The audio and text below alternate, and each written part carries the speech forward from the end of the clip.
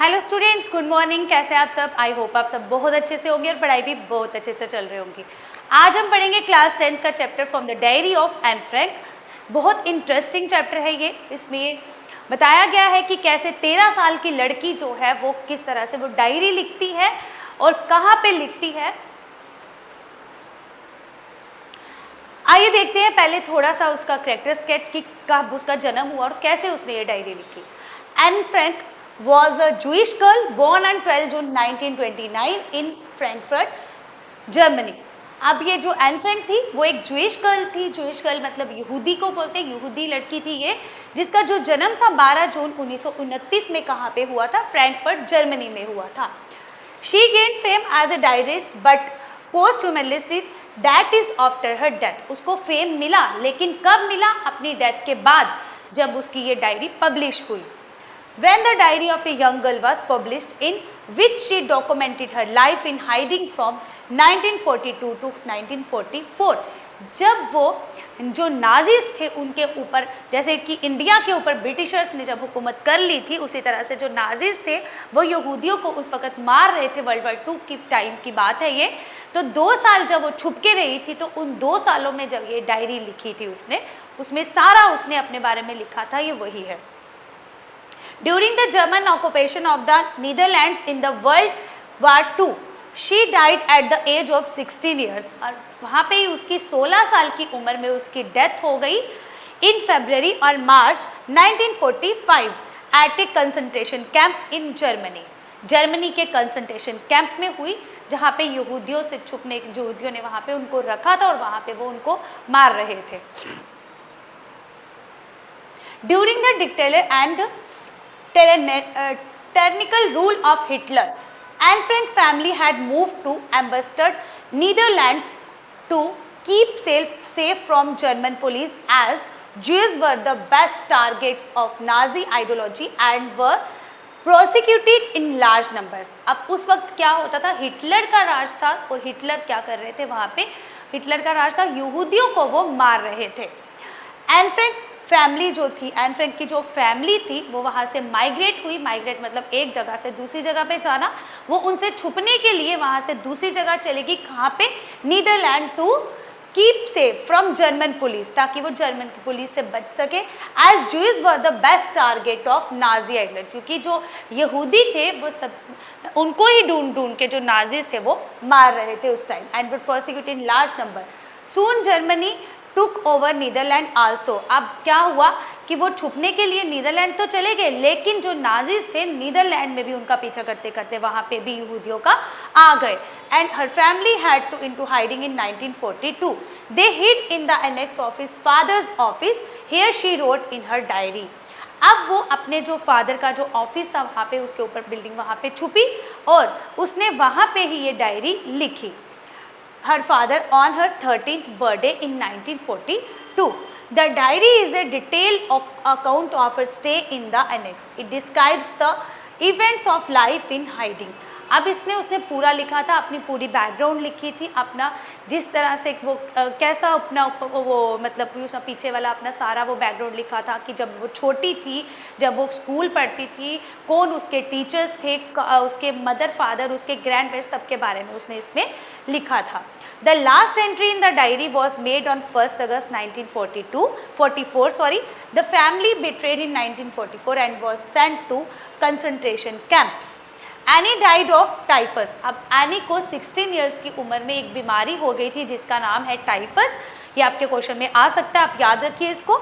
In the came soon after Margot Frank's death. Her father Otto was the only survivor of the Holocaust. After the war was over, जैसे ही लड़ाई खत्म हुई, he founded and Anne's diary had been saved. उनको Anne की जो diary लिखी हुई थी उसके फादर को वो मिली। He was convinced that it was a unique record, so we had it published in English under title Anne Frank's diary. It was translated from Dutch language into. अब वो जो लैंग्वेज जिसमें वो उसने लिखी थी एन फ्रैंक ने ये डायरी, वो डच लैंग्वेज में थी। बाद में ये बहुत सारी लैंग्वेजेस में ट्रांसलेट हुई और पब्लिश हुई। And became the most widely read throughout the world It has been described as a work of an insightful and mature mind. अब वो 13 साल की लड़की थी, लेकिन वो जो डायरी लिखना उस टाइम, ये बहुत ही मैच्योरिटी की बात है. उसने किस तरह से वो डायरी लिखी, क्या उसमें लिखा, ये बाद में पब्लिश किया, जिसको आज आप भी इंग्लिश लैंग्वेज के अंदर पढ़ रहे हो. The chapter from the diary of Anne Frank is based on her diary. The diary of Anne Frank is one of the most authentic works describing the atrocities committed on Jews during the largest occupation of the Netherlands in 1940s. अब इसमें पूरा बताया गया है कि किस तरह से यहूदियों ने उनके ऊपर किस तरह से नाजीज ने यहूदियों के ऊपर उस टाइम पे राज कर लिया था. उनको पकड़ के उस टाइम वो मार रहे थे. Her frankness, honesty and sensitive description of parents, friends and teachers make writing the most important document of the Holocaust period.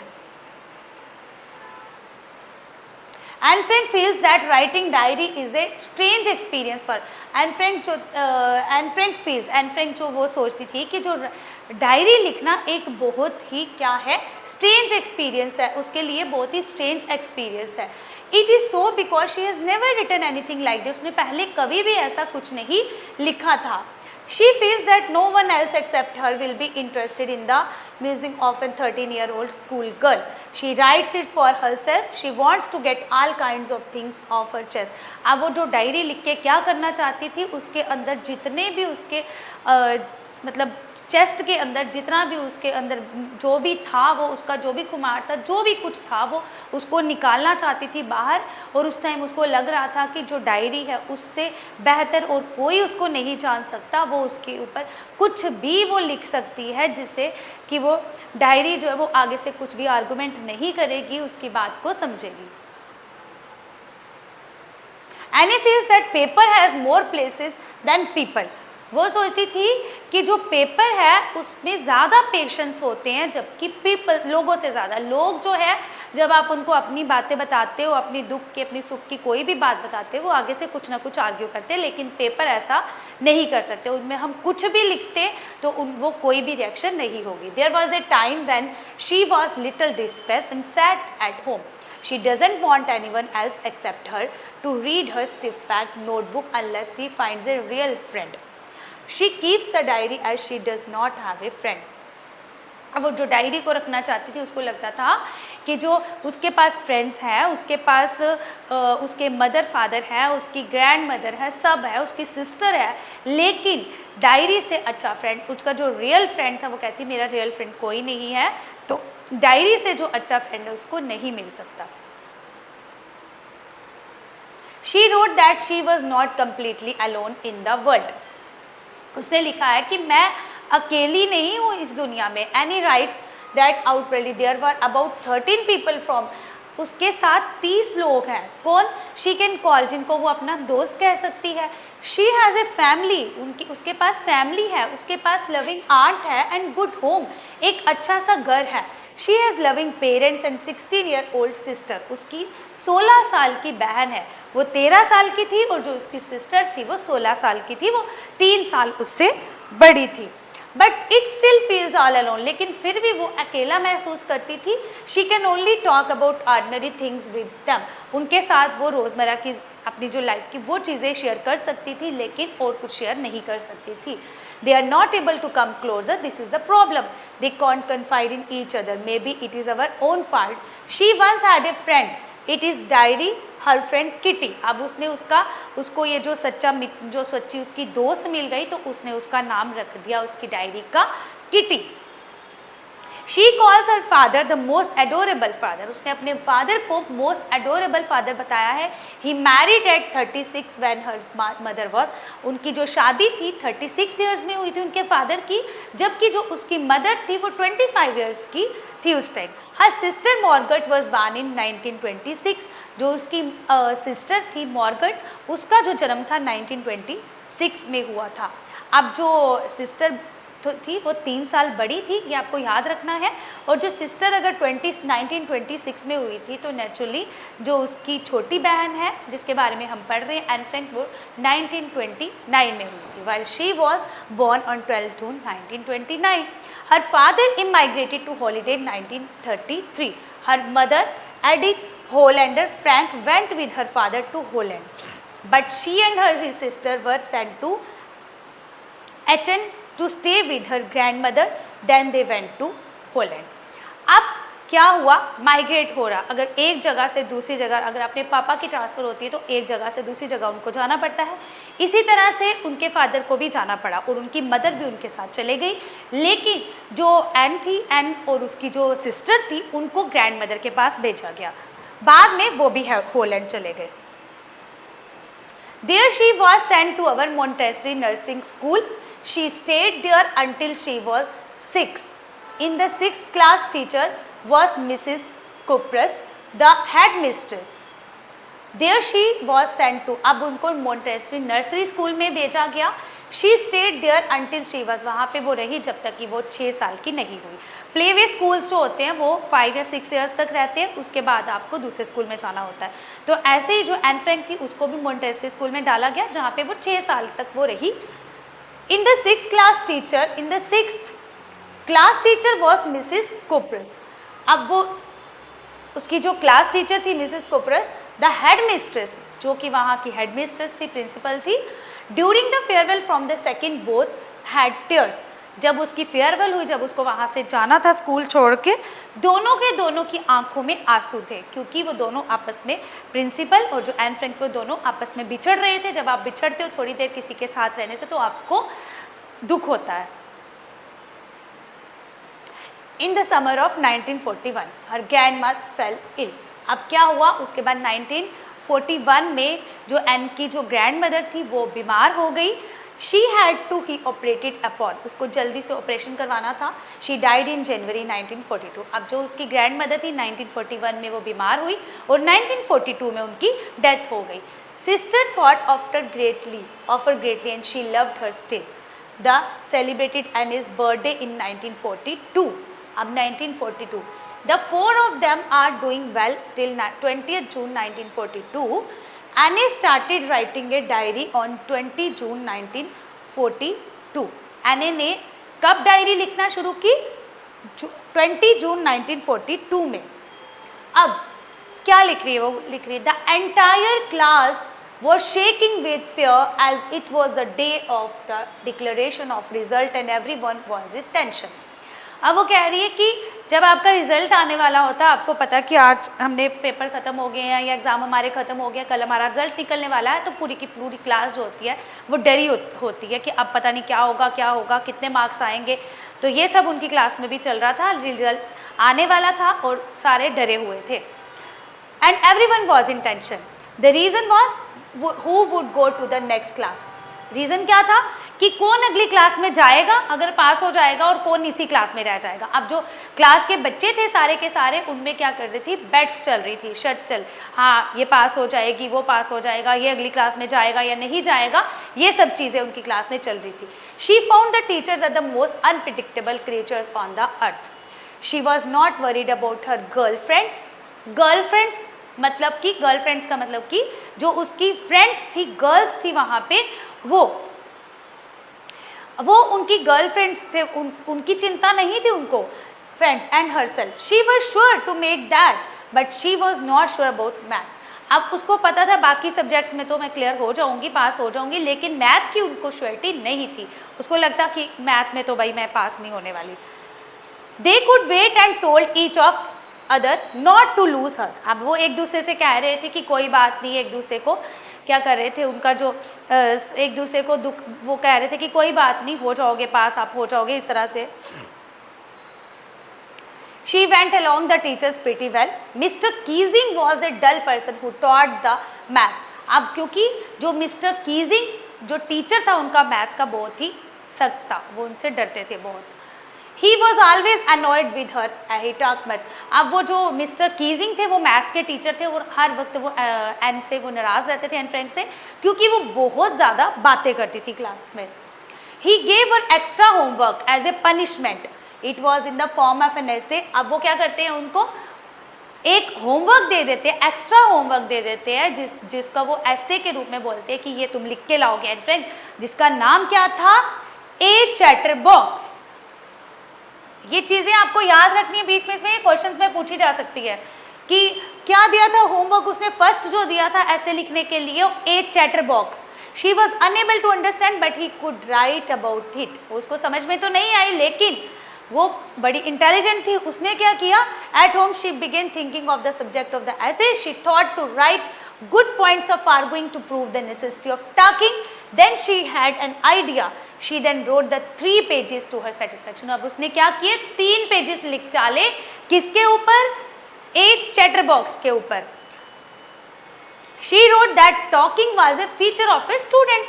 अब उसने क्या लिखा था, एक बड़ी मजेदार बात लिखी थी उसने लिखा था, भाई बातें करना तो जो स्टूडेंट्स है उनका हक है। Her mother also use to talk much. अब ये जो बातें करने का उसको मिला है, ये अपनी मदर से, हेरिडिटरी है, ये उसको मदर से मिली है ये चीज। She inherited this from your mother. She promise to keep the habit of talking under control. Mr Keesing read the essay on a chatterbox. Mr Keesing जो थे, वो जो ऐसे उसका रीड करते, जो ए चैटर बॉक्स वो उन्होंने ऐसे लिखा है, वो उसको रीड करते हैं और आगे से हंसने लगते हैं। ही गेव अनदर ऐसे, उसने देखा कि ये तो बड़ी इंटेलिजेंट है, मैंने इसको दिया था, इसने 3 पेजेस का ऐसे लिख के लाया। अब वो क्या करते हैं, उसको एक और ऐसे दे देते हैं उसको। She did not stop talking, वो फिर भी बातें करना बंद नहीं करती है और वो उसको एक और ऐसे लिखने के लिए दे देते हैं। वो क्या, she was to write in on an incorrigible chatterbox. अब वो अनदर ऐसे जो एक और देते हैं उसका नाम क्या था, एन इनकॉरिजेबल चैटर बॉक्स, मतलब कि जो कभी भी सुधर नहीं सकता। She wrote it and despite mister Keesing she didn't talk for 2 lessons, but she started speaking again in the 3rd lesson. He again asked her to write an essay. अब वो फिर से लिखती है, उस पर कोई असर नहीं होता। तो she did not talk for 2 lessons, but she started speaking again in the 3rd lesson. He again asked her to write an essay. It was, अब वो क्या करते हैं, उसको क्लास में बैठ कर वो बोलते हैं कि तीसरा एक और ऐसे उसको लिखने के लिए दे देते हैं। वो क्या बोलते हैं, वो बोलते हैं, quack quack quack said mistress chatter box. अब ये सुन के पूरी की जो पूरी क्लास होती है वो हंसने लगती है। The class too roared into laughter hearing it. अब ये सुन के मिस्टर कीजिंग भी हंसने लगते हैं और पूरी की पूरी क्लास भी उसके साथ हंसने लगती है। Her friend Sanne was good at poetry, she offers to help. अब जो उसकी, अब उसने जो 3rd वाला ऐसे quack quack quack said mister chatterbox दिया था, अब क्या हुआ, अब एने ने अपनी फ्रेंड की मदद ली। उस फ्रेंड का नाम क्या था, her friend Sanne was good at poetry, वो पोइम्स बहुत अच्छी से लिखती थी। She offers to help, Anne wants to turn the table on Mr Keesing, she finishing the poem about a mother duck and father swan. अब वो इसके ऊपर भी पोइम लिख लेती है, कैसे, अबाउट ए मदर डक, एक मदर डक होती है और एक father swum and 3 baby duckling. They were beaten to death by the father because they equated too much. अब जो उनके जो फादर होते हैं वो उसको मारते हैं, क्यों, क्योंकि वो बहुत ज़्यादा बातें करते हैं। If the kissing contest would the poem and its message in the right way, Mr. Keesing had played a joke on her. अब जो मिस्टर कीजिंग है जब उसको पढ़ते हैं तो उनको हंसी आ जाती है। But she had it on him. He read the poem to the class, adding his own comments. Since then she was allowed to talk. अब उसके बाद जो होता है एन फ्रैंक को बातें करने की इजाज़त वो दे देते हैं। And was not assign any extra work, और उसको एक्स्ट्रा काम भी नहीं देते हैं। ए change had come in mister Keesing and he started making jokes in class. अब इससे क्या, उसके बाद मिस्टर कीजिंग में भी थोड़ा बदलाव आ जाता है, वो भी क्लास में जोक्स करना शुरू कर देते हैं। मिस्टर